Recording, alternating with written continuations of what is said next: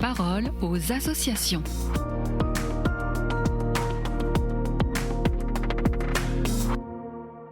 Bienvenue dans la parole aux associations. Aujourd'hui, je suis avec Monseigneur Hugues de Welmont, le directeur général de l'Œuvre d'Orient. Alors bonjour Monseigneur, aujourd'hui vous avez un message à nous faire passer, on vous écoute. Chers auditeurs, bonjour. Cette semaine, je me rendrai en Turquie puis au Liban à l'occasion du premier voyage apostolique du pape Léon XIV. Comme directeur de l'Œuvre d'Orient, il m'importe d'être présent sur le terrain auprès des communautés que ce déplacement vient encourager et que nous soutenons depuis longtemps.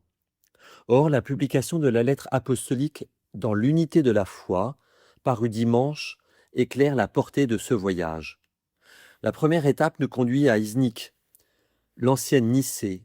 Il y a 1700 ans, les évêques réunis au premier concile œcuménique y ont formulé le commencement du credo. Dans sa lettre, Léon XIV rappelle combien cette profession de foi est née dans la tourmente, controverse interne, crise christologique, conflit d'autorité. L'unité n'a pas été donnée, elle s'est construite.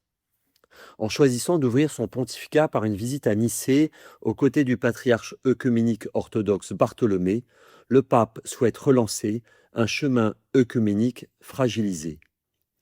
Dans une Turquie où les chrétiens sont minoritaires, cette visite tient du courage fraternel. Elle leur dit « Votre présence compte ». Mais elle est aussi tournée vers l'ensemble de la société. Le pape rencontrera les autorités turques et se rendra à la mosquée bleue pour un moment de dialogue avec les musulmans. Puis vient le Liban, un pays qui traverse une crise d'une profondeur inédite, mais dont le message de coexistence demeure essentiel. Le Saint-Père y portera la devise « Heureux les artisans de paix ». Il rencontrera les autorités, mais aussi les lieux où le pays porte ses blessures. La place des martyrs, cœur symbolique de la contestation et de l'aspiration à une société plus juste. Le port de Beyrouth, encore marqué par l'explosion du 4 août 2020, qui a ravagé une partie de la capitale et traumatisé tout un peuple. Et le seul hôpital psychiatrique du Liban, admirablement porté par les franciscaines de la Croix, que le pape visitera, et qui témoigne de l'effort de quelques-unes pour soutenir les plus vulnérables dans un système social en plein effondrement.